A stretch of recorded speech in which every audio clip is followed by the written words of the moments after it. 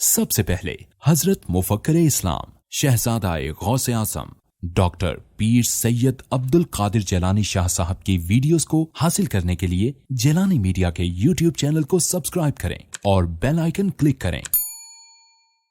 Videos اچھی لگے تو تھمز اپ دیں۔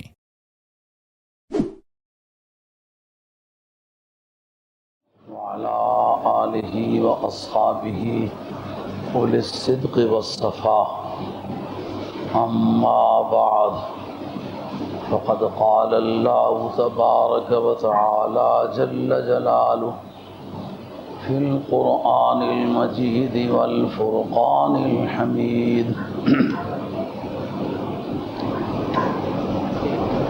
أعوذ بالله من الشيطان الرجيم بسم الله الرحمن الرحيم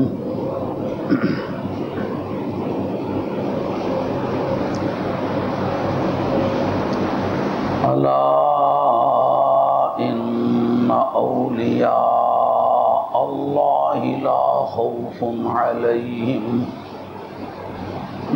خوف عليهم ولا هم يحزنون سبحان الله الذين آمنوا وكانوا يتقون لهم البشرى في الحياة الدنيا وفي الآخرة لا تبديل لكلمات الله ذلك هو الفوز العظيم سبحان الله وقال بعد أم حسبت أن أصحاب الكهف والرقيم كانوا من آياتنا عجبا صدق الله مولانا العظيم وبلغنا رسوله النبي الكريم ونحن على ذلك من الشاهدين والشاكرين والحمد لله رب العالمين إن الله وملائكته يصلون على النبي يا أيها الذين آمنوا صلوا عليه وسلموا تسليما الصلاة والسلام عليك يا سيدي يا رسول الله وعلى آلك وأصحابك يا حبيب الله الصلاة والسلام عليك يا سيدي يا رسول الله وعلى آلك وأصحابك يا حبيب الله الصلاة والسلام عليك يا سيدي يا رسول الله وعلى آلك وأصحابك يا حبيب الله حاضرین کرام، ربیع الثانی شریف کے ایام ہونے کی مناسبت سے ادارہ ولایت کو ڈسکس کیا جا رہا ہے۔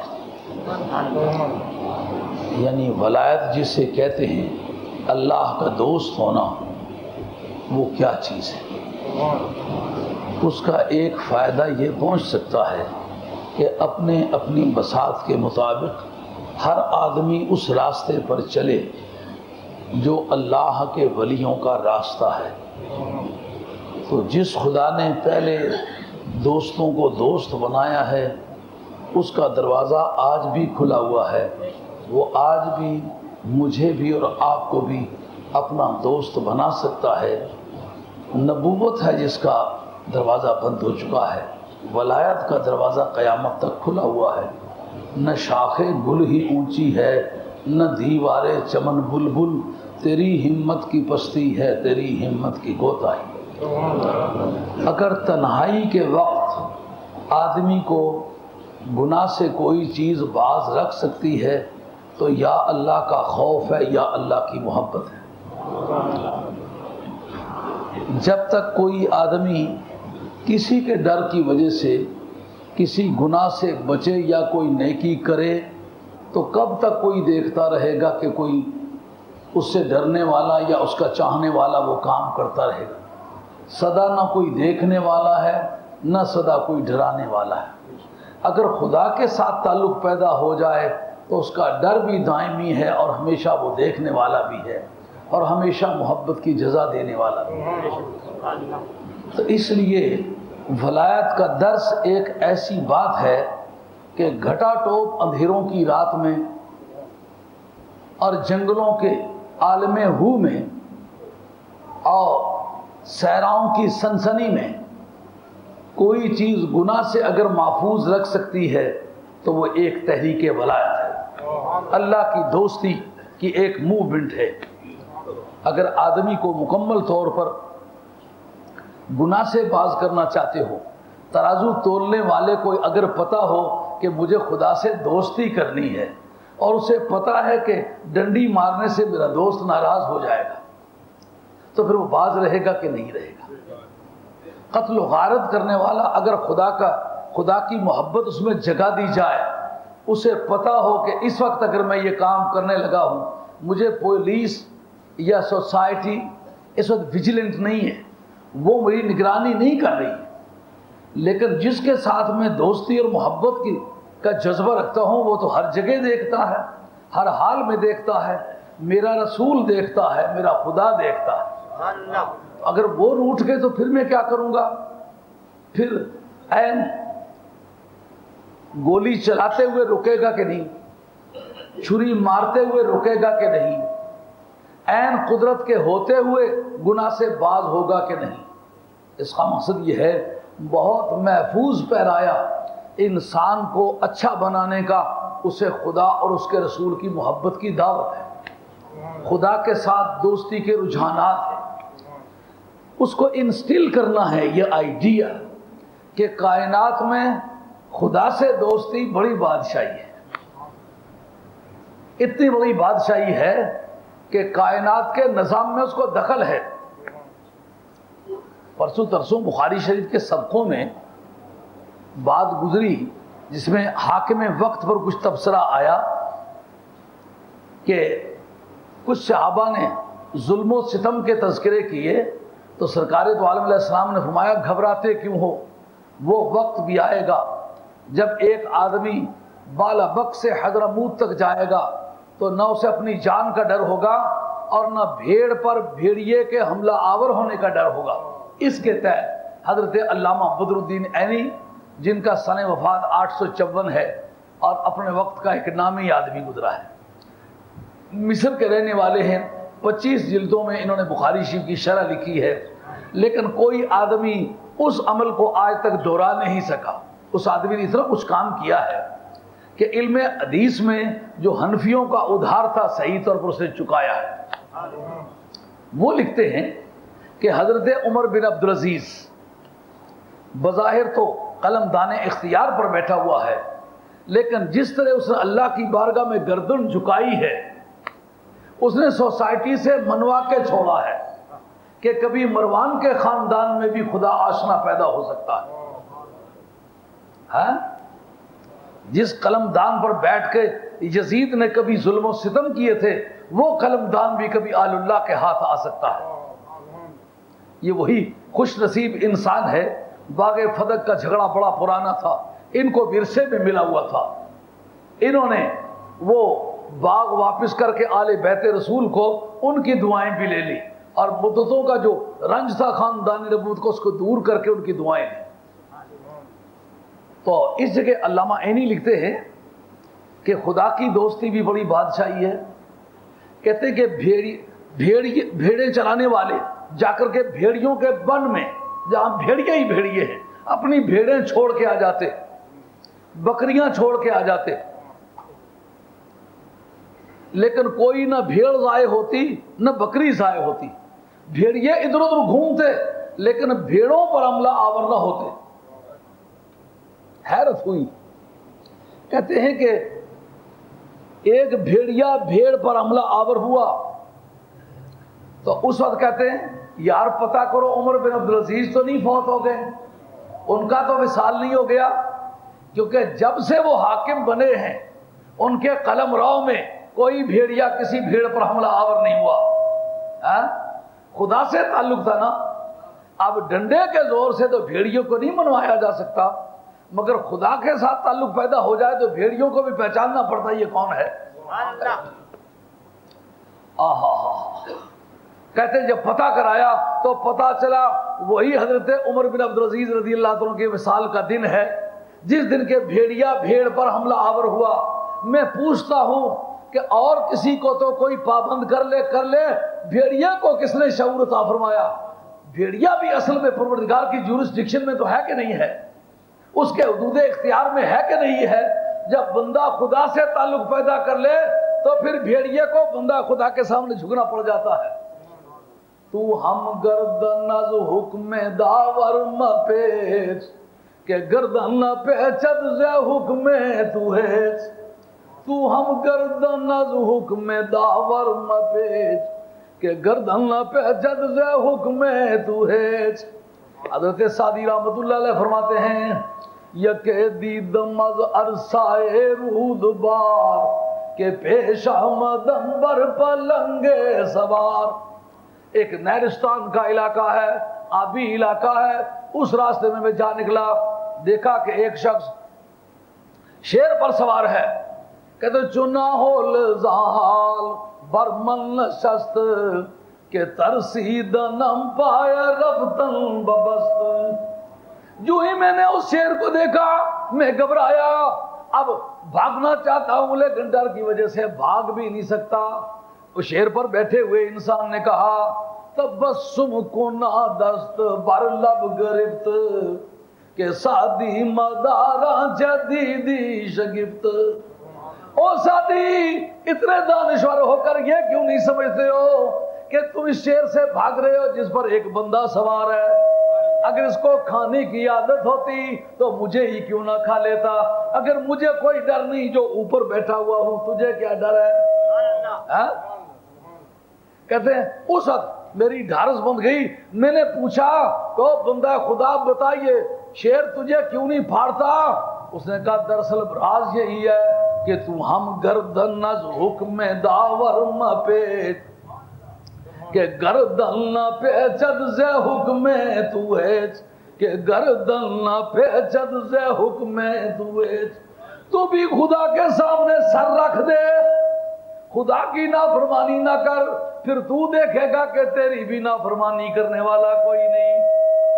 تو یہ سمجھ کہ میں نے یہ راز کہاں سے پایا؟ جب سے لے کر میں نے یہ گردن بارگاہ خداوندی میں رکھ دی ہے، اس وقت سے لے کر کے یہ جتنے بھی درندے ہیں میرے تابع ہو گئے۔ کیوں بھئی رب سے دوستی بڑی بادشاہی ہے کہ نہیں؟ یہ معمولی درس تو نہیں ہے، اور یہ پیغمبری نہیں ہے جو حاصل نہ ہو سکے۔ نبوت کا رسالت کا دروازہ بند ہو چکا، ولایت کے دروازے قیامت تک کھلے ہوئے ہیں۔ اٹھو اور ایک مرتبہ نفس امارہ کا راستہ روک کے کھڑے ہو جاؤ، مدینے والے کی بارگاہ میں گردن جھکا دو، خدا اور مصطفیٰ کی اطاعت کا پٹا گلے میں ڈال لو۔ اس نشانی کے جو ساگ ہے نہیں مارے جاتے، یہ پٹا گلے میں پڑا ہو تو قیامت کی گرمی میں بھی سلامت رہے گا۔ حضرت امام فخر الدین رازی آپ کی تفسیر کبیر بسم اللہ شریف پر آپ نے 500 مسئلہ لکھا، اور جو اس کا کنکلوژن دیتے ہیں، کہتے ہیں اختصر تو حال خوف طول الکلام، میں 500 مسئلہ بسم اللہ شریف پر لکھ چکا ہوں، لیکن بات کے لمبا ہونے کے ڈر سے بچنے کے لیے کلام کو مختصر کر دیا۔ 500 مسئلہ صرف بسم اللہ شریف پر، اور کئی 100 صفحوں پر پھیلا ہوا ہے، یہ بھی نہیں کہ کوئی تھوڑا ہی سا ہے، اندازہ کر لیں۔ تو کہتے ہیں بات کے لمبا ہونے کے ڈر کی وجہ سے کلام کو چھوٹا کر لیا، اس کے اندر یہ بات لکھتے ہیں۔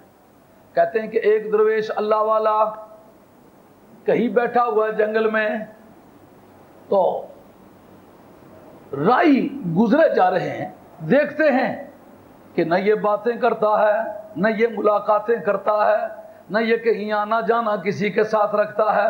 وہ کیوں نہیں رکھتا؟ جو یک جرعہ رسیدہ میں بحافظ، جو یک جرعہ رسیدہ میں بحافظ، ہما عقل و خرد بیکار دیدم۔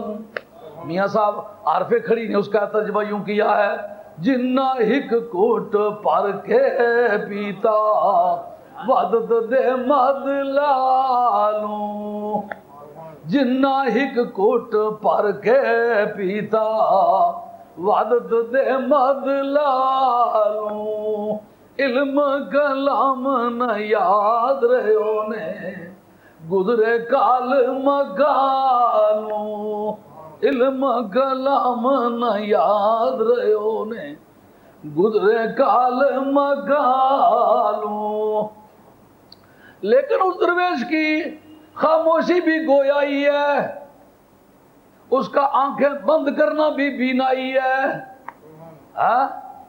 جنگل میں بھیڑیں چھوڑ رکھی ہیں، بکریاں چھوڑ رکھی ہیں، بیچ میں سے بھیڑیے گزر رہے ہیں، گیدڑ گزر رہے ہیں، درندے گزر رہے ہیں، لیکن انہیں پتہ یہ ولی اللہ کی بکریاں ہیں، یہ ولی اللہ کی بھیڑیں ہیں، ان سے نہیں چھیڑنا، اس نشانی کے جو سگ ہیں نہیں مارے جاتے۔ کندھا جھٹک کے درویش سے پوچھتا ہے راہی، او مرد خدا مجھے بتا ان بھیڑوں اور بھیڑیوں نے آپس میں کب سے صلح کر لی ہے؟ ان کا جب سے میں نے رب سے صلح کر لی ہے، انہوں نے بھی صلح کر لی ہے۔ اس نشانی کے جو سگ ہیں نہیں مارے جاتے۔ دوستی کا مزہ آیا کہ نہ آیا؟ قرآن مجید نے مسئلہ ولایت پر بحث کرتے وقت کہا، الا ان اولیاء اللہ، خبردار جو اللہ کے دوست ہیں، لا خوف علیہم، ان پر کسی قسم کا کوئی خوف نہیں، ولا ہم یحزنون، نہ ہی وہ غم کھائیں گے، کسی قسم کا کوئی خوف نہیں۔ اس کا کیا مطلب ہے؟ قواعد عربیہ کے مطابق نکرہ سیاق نفی میں آ جائے، یعنی رندش کلام، نیگیٹو سینس میں بات چل رہی ہو، اس میں کامن ناؤن آ جائے، اس ناؤن کو ایک یونیورسل سمجھ کے، ایک کلی سمجھ کے دیکھیں کہ اس کی اپلیکیشن کہاں تک جاتی ہے۔ جہاں تک اس کے اپلیکیشن کا رینج ہے نا، سب کی نفی ہو جاتی ہے۔ نکرہ سیاق میں نفی کے آ جائے، اس نکرے کے تحت جتنے بھی جزیات ہوتے ہیں سب کی نفی ہو جاتی ہے۔ جیسا آپ کہتے ہیں نا، گھر میں کوئی بھی نہیں، کوئی بھی نہیں کا معنی نہ مرد ہے، نہ عورت ہے، نہ بڈھا ہے، نہ بچہ ہے۔ کوئی نہیں، نہیں کے ساتھ آیا نا کوئی، یہ کوئی ہے نکرہ، اور نہیں یہ ہے نفی۔ اب معنی کس طرح بن سکیں گے کہ دو آدمی ہیں پر کوئی نہیں، ہوگا یہ؟ ایک عورت ہے پر کوئی نہیں، یہ کہا جا سکے گا؟ بچے 3-4 اندر کھیل رہے ہیں پر کوئی نہیں، صادق آئے گا؟ جب گھر میں کوئی بھی نہیں مانا یہ ہوں گے نہ مرد نہ عورت نہ بڈھا نہ بچہ. ہاں لا خوف علیہم کے مانا ان پر کسی قسم کا کوئی خوف نہیں. ایک خوف ہے عذاب قیامت کا، رب کہتا ہے میری طرف سے اعلان ہے کوئی خوف نہیں. دوسرا خوف ہے حاکم کا، کہا حاکم ان پر کوئی خوف نہیں. حاکم ڈرے گا، وہ کیوں ڈرے؟ خدا سے دوستی بڑی بادشاہی ہے. حاکم کی جورسڈکشن کے مقابلے میں ولی کی جورسڈکشن زیادہ بلند ہے. باتیں سمجھ آ رہی نہیں آ رہی؟ کتنا بڑا گر ہے یارو. اگر مسجد میں آ کر آپ کو یہ گر مل جائے تو میں پوچھتا ہوں کالج میں یونیورسٹی میں یہ گر ہے؟ مسجدوں کی مٹی بڑی مردوں خیز ہے. اس جگہ پڑھائے گئے ہوئے لوگوں نے کام کر کے دکھلائے. باب الکرامات مشکات شریف حضرت سفینہ رضی اللہ تعالیٰ معتبر کتاب ہے. اس کا نام ہے خلاصۃ الحدیث، یعنی مسلم و بخاری کی حدیثیں، سیاستہ کی حدیثیں مستقل پراپر سندوں کے ساتھ انہوں نے نقل کی ہے. اس کے اندر باب الکرامات کے اندر بیان کرتے ہیں کہ حضرت سفینہ رضی اللہ تعالیٰ عنہ، حضرت سفینہ رضی اللہ تعالیٰ عنہ کسی لڑائی کے دوران گرفتار ہو گئے اور گرفتار ہو کر کے رومنوں نے انہیں جیل میں بند کر دیا. اب اللہ تعالیٰ نے موقع دیا. یہ یاد رکھیں صحابی جسے کہتے ہیں یہ اولیاء اللہ کا زمرہ ہے. نبوت کے بعد کی سیٹیں جو ہیں نا یہ ولایت کے درجے کی سیٹیں ہیں. اپنی اپنی ولایت ہے. ولایت ایک ایسی چیز ہے جو رب میں بھی ہے. رب اپنی شان کا ولی ہے. ولایت انبیاء بھی ہے، ولایت مرسلین بھی ہے، لیکن نبیوں کی ولایت اپنی شان کی ہے. صحابہ کی ولایت ہے اپنی شان کی ہے. ملائکہ کی ولایت ہے وہ اپنی شان کی ہے، پر ولی سارے ہیں. نہیں کہا اللہ ولی الذین، اللہ دوست ہے ایمان والوں کا. دوستی تو ہے نا. دیکھیں کتنا بڑا کھلا کھاتا ہے. اللہ بھی ولی، رسول بھی ولی، نبی بھی ولی، فرشتے بھی ولی، صحابی بھی ولی، ولی بھی ولی. اب وہ موقع اللہ نے دیا تو دروازہ کسی طرح کھل گیا. یہ بھی کرامت آپ کی. وہاں سے چل نکلے. دور فاروقی ہے جناب. جا رہے تھے راستے میں جنگل سے گزرتے ہیں تو دیکھا شیر آ گیا. اب شیر کے لیے ترجمے کی تو ضرورت نہیں ہے نا. جو چڑیا گھر میں بند ہو تو باہر سے دیکھتے بھی دل دہل جاتا ہے. پھاڑنے والا شیر تو ماشاءاللہ حالت یہ ہے کہ اگر رات کا بلی بھی گھیر لے تو آدمی کے اوسان خطا ہو جاتے ہیں. تو رات کا وقت ہے، جنگل کا سما ہے اور شیر کی آنکھیں بجلی کے بلب کی طرح چل رہی. آمنے سامنے آ گیا. اب جب آمنے سامنے آتا ہے تو حضرت سفینہ جھینکتے نہیں. انہیں پتا ہے کہ رب کریم نے فرمایا ہے لا خوف علیہم، ان پر کسی قسم کا کوئی خوف نہیں. اور خوف کے زمروں میں سے تو ہے نا. سمجھو نا بات کو کہ خدا اور اس کے رسول کے ساتھ وفا کتنا بڑا رینک ہے، کتنی بڑی پوسٹ ہے، کتنی بڑی یورسڈکشن ہے، کتنی بڑی اتھارٹی ہے. اب جنگل کے شیر کو دیکھ کے خطاب کرتے عربی زبان میں، کہتے یا ابا الحارث، او شیر انا مولا رسول اللہ، اور میں نبی پاک علیہ السلام کا غلام ہوں. تو کوئی جھگڑا وغیرہ ہو جائے تو ایک آدمی اگر کسی بڑے افسر کا بیٹا ہو فوراً ابے کا نام لیتے. جانتے ہو نا میں فلاں بریگیڈیئر صاحب کا لڑکا ہوں، فلاں جنرل صاحب کا لڑکا ہوں. نوکر بھی ہو تو ابے کا نام نہیں لیتا، بریگیڈیئر کا نام لیتا ہے. رینک جو ہو نا فوراً اس کا مجھے جانتے نہیں ہو، اس بات میرے کرم اترے ہوں وغیرہ میں بڑی شخصیت کا آدمی ہوں. اچھا اب حضرت سفینہ سے پوچھتے ہیں کہ او سفینہ تو یہ بتلا بڑی شخصیت کا آدمی ہے، بڑی صلاحیتوں کا آدمی ہے، بڑی جنگیں لڑی ہوئی ہیں، بڑے جہاد کیے ہوئے ہیں، تم نے مجاہد کیوں نہیں کہا؟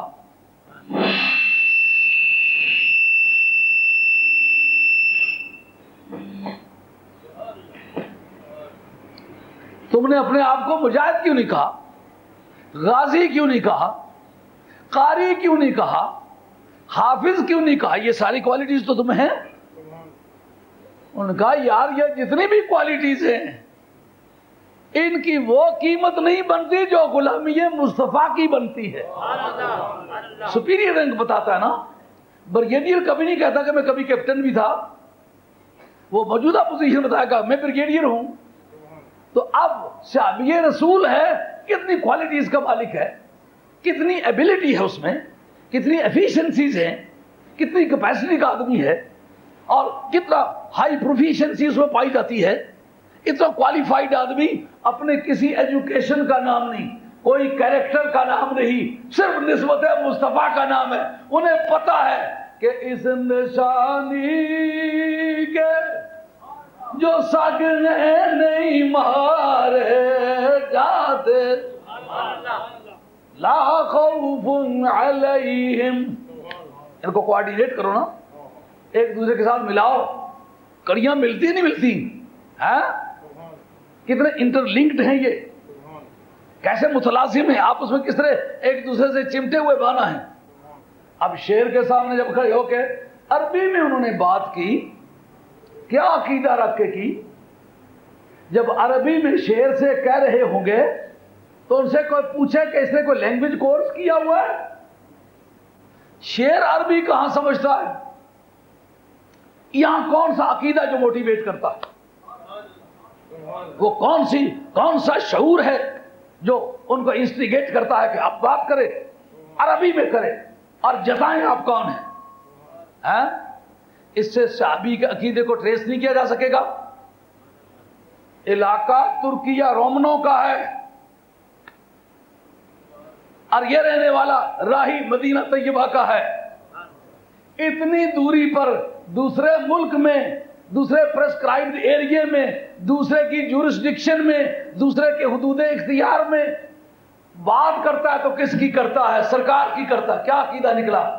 عقیدہ یہ نکلا وہ کہلائے خدا کی مخلوق اور اس کو پتہ نہ ہو مدینے والا کون ہے۔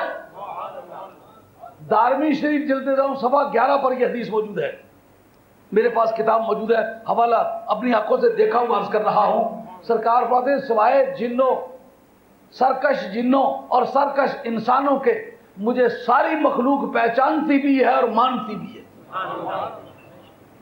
اب پہچانتی میرا رینک جانتے ہیں، مانتی ہے میرے اختیارات کو تسلیم کرتے ہیں، میرے اختیارات کے تحت ہے۔ اب مجھے بتلائے صحابی کا عقیدہ کیا تھا، اور تم تو کہتے ہو نبی کچھ کر نہیں سکتا، جنگل کے درندوں کا بھی یہ عقیدہ نہیں جو تمہارا عقیدہ ہے۔ اب پتا چلے گا کہ نبی کچھ کر سکتا ہے کہ نہیں کر سکتا۔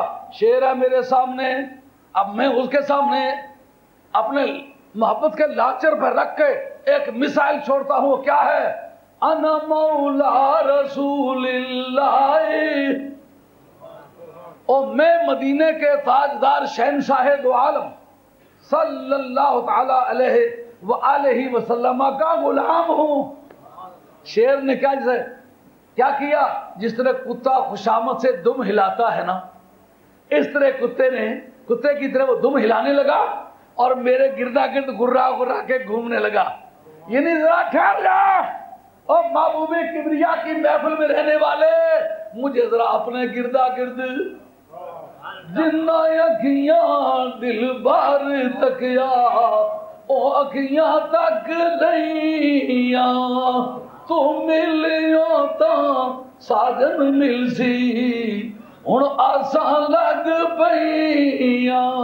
نعرہ تکبیر، نعرہ رسالت، نعرہ حیدری، فخر اسلام۔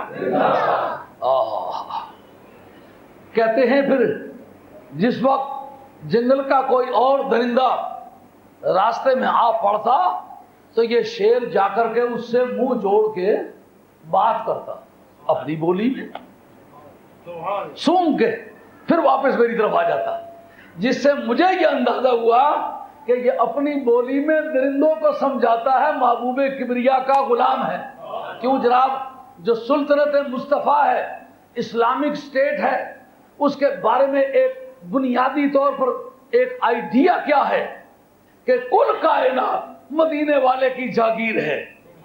جہاں تک کا رب رب ہے، وہاں تک کا محبوب کبریا رسول ہے، اور جہاں تک کا رسول ہے جوڈیشری، لیجسلیچر اور ایگزیکٹو، یہ تینوں زیادہ بااختیار ادارے جو ہیں یہ براہ راست نبی اور رسول کے تحت ہوتے ہیں۔ اب ان دونوں دعووں پر دلیل پیش کرتا ہوں کہ کل کائنات سرکار کی حکومت ہے۔ قرآن کہتا ہے تبارک الذی نزل الفرقان علی عبدہ لیکون للعالمین نذیرا۔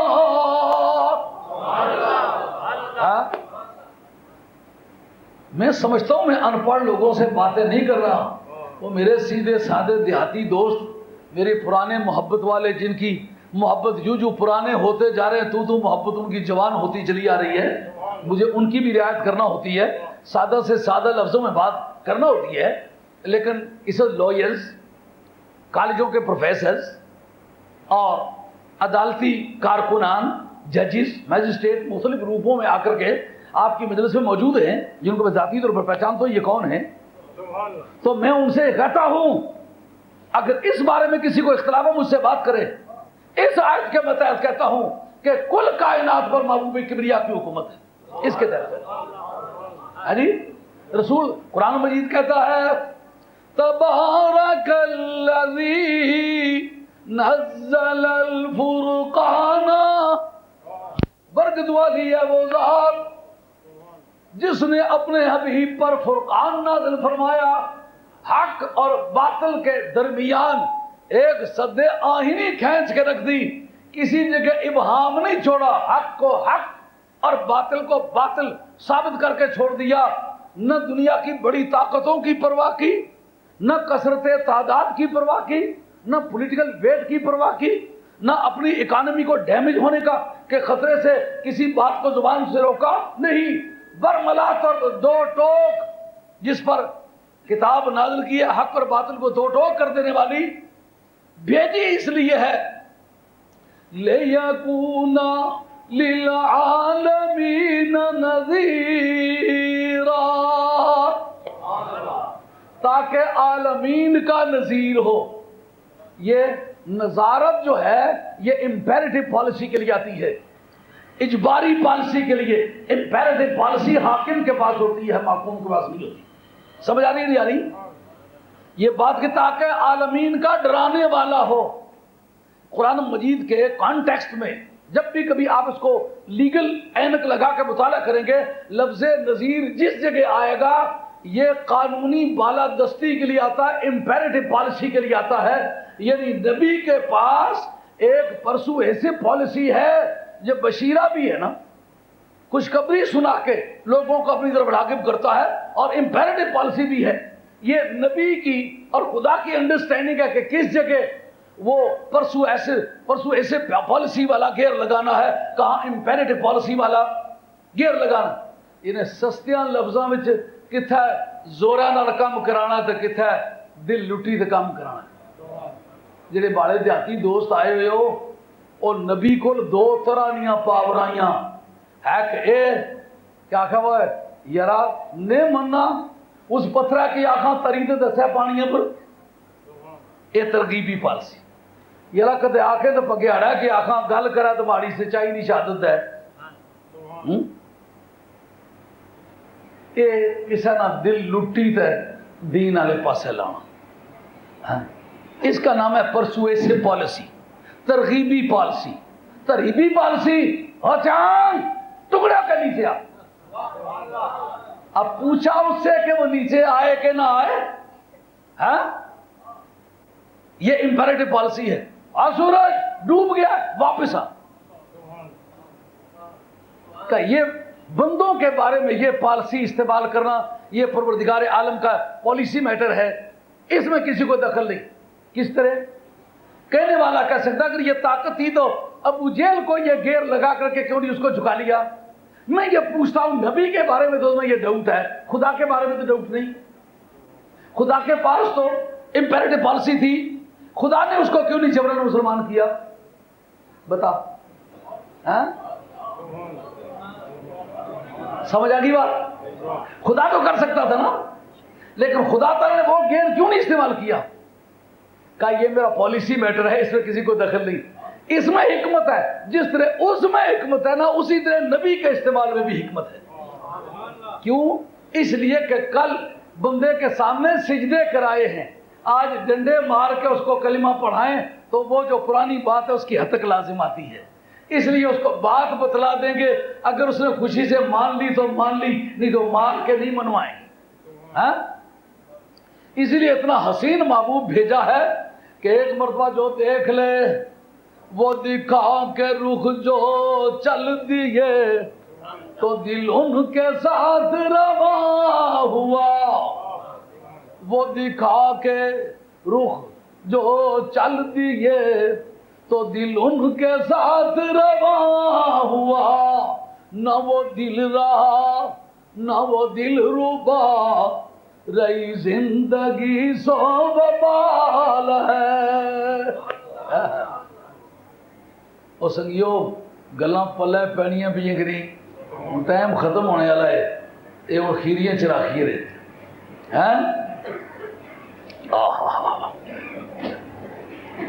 یہ سمجھ لیا کہ پرسویسو پالیسی اور امپیریٹو پالیسی، ترغیبی پالیسی اور ترہیبی پالیسی، پہلے دونوں لفظ انگریزی کے، یہ دونوں دوسرے جو ہیں یہ اردو عربی فارسی تین زبانوں کے. تو سستیاں پاؤں ایک کسا نہ دل لٹی کنا تو کو کام کرائی کنا تھا کسا کی بکا دسی دے کام کرائی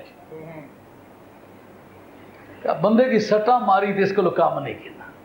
اساں آکھی بیٹھے ہوئے ہیں لقد کرمنا بنی آدم، بندے کی اساں بڑی عزت دیتی ہے. اور کل عزت دینے پھرا تو آج کی ماری ماری تو داندار جگڑی تو کام چلا پھر یہ ٹھیک ہے. سمجھ آئی گا؟ آئیے کہ ترغیبی پالیسی اور ترہیبی پالیسی، اور یہ کہ جوڈیشری، لیجسلیچر اور ایگزیکٹو تینوں رسول کے ماتحت ہوتی ہیں. قرآن کہتا ہے وَمَا أَرْسَلْنَا مِن رَّسُولٍ إِلَّا لِيُطَاعَ بِإِذْنِ اللَّهِ. تھکیا بھی بڑا تو سفر ہی بڑا کیتا ہے. کل ہی تھوں گیا چکوال کچھی تقریر کی تھی تو اس سے بڑھیا بیمار رہی ہیں. انہیں بیماری نہیں گلائیں کو صحت نہ وقت چڑھ دیو ذرا رام شام کرو نا پھر پتہ لگے. رب جاننا گلاں بڑیاں سونیاں سونیاں دل کرنے واسطے دل بھی کرنا، لیکن جب تھکیاں تے سارے ہڈیاں درد کر دیاں تے وہ اندازہ کرو صبح نہ میں اسے ناشتہ بھی نہیں کیتا ہے تے بھوکے پیٹ لگا ہے. چلن پار ملامت والے عشق دے متوارے، بھوکا اونٹ ہوگا مستانہ پار چکے تا پارے. اب جب صحابی کے قول سے استدلال شروع کیا تھا، رب کہتا ہم نے کوئی بھی رسول بھی ایسا نہیں بھیجا جس کی ہمارے حکم سے اطاعت نہ کی جاتی ہو. یہ پیسو وائز جو ہوتا ہے فعل مجہول، یہ استرار کی حالت میں استعمال ہوتا ہے، اختیار کی حالت میں نہیں استعمال ہوتا ہے. الا لیطاع، مگر اس کی اطاعت کرائی جایا کرتی ہے باذن اللہ، اللہ کے حکم سے. اس کا مطلب جو جس ایریے کا رسول ہوگا نا اس ایریے کے سارے اختیارات اس کے پاس ہوں گے. اب اس کو ذرا ٹریس کرتے ہیں. ایک گاؤں کا رسول ہے نا، گاؤں کی عدالتیں بھی، گاؤں کا قانون ساز ادارہ بھی، اور گاؤں کے اندر ضبط و نظم کے سارے ضابطے بھی اسی کے ماتحت ہوں گے جو کسی شہر کا یا گاؤں کا رسول ہے.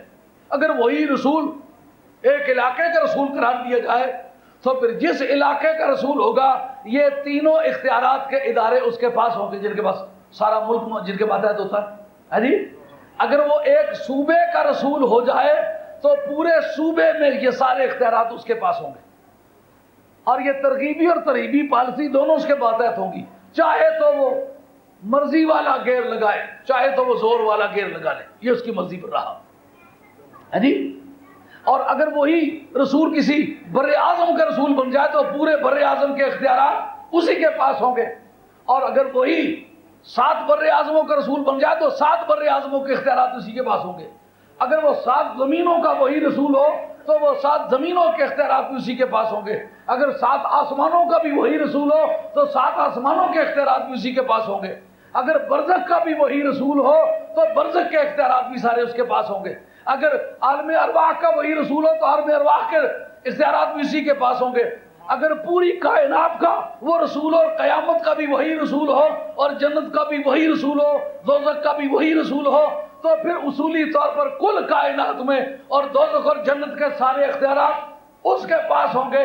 اب صحابی کے اس عقیدے پر واضح روشنی پڑی، صحابی سمجھتا ہے اور شیر ہو کہاں رہتا ہے، یہ اس زمین پر چلتا ہے کہ نہیں جدھر میرے رسول بن کے آئے، اس وہ ہوائیں استعمال کرتا نہیں کرتا جو میرے محبوب کے اختیارات میں ہیں، ان فضاؤں کو استعمال کرتا ہے کہ نہیں کرتا، وہ خدا کی مخلوق میں سے ہے کہ نہیں؟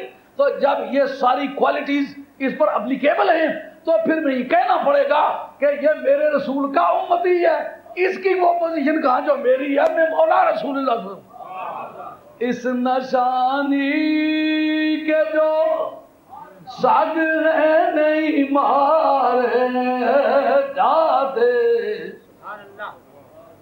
میرے گلے میں حشر تک رہے پٹا تیرا، خدا کرے یہ تو کہ غلامی دنیا میں بھی سلامت رہے، قیامت میں بھی سلامت رہے۔ اب ولی کا جو پس منظر ہے سمجھ آیا کہ محمد سے وفا تو نے تو ہم تیرے، حضور سے لو لگ جائے تو ولایت کی بنیاد ہے، حضور سے رشتہ ٹوٹ جائے تو ساری زندگی عبادت کرے جسے ابلیس کرتے کرتے کچھ کا کچھ کر دیا، کروڑوں برس گزر گئے لیکن کہاں سے چلے تھے کہاں آ گئے، جہاں سے چلے تھے وہاں آ گئے، کچھ نہیں بن سکا۔ سمجھ آئی بات؟ اب جو رب نے کہا ہوا لا خوف علیہم، ان پر کوئی خوف نہیں، خوف والی بات واضح ہوئی، نہ رب کی طرف سے نہ مخلوق کی طرف سے، حاکم وقت، قانون، کانسٹیٹیوشن، تعزیرات، criminology, penology, administration, executive, judiciary, legislature, کسی ادارے سے انہیں خوف ہے؟ آئیے لا خوف جو ہے، خوف کی کوئی بھی قسم ان کے لیے نہیں ہے۔ حضرت ابو علی قلندر رحمت اللہ تعالی علیہ بیٹھے ہوئے ہیں، آپ کا درویش روتا ہوا آیا، یہ کیا قصہ ہے؟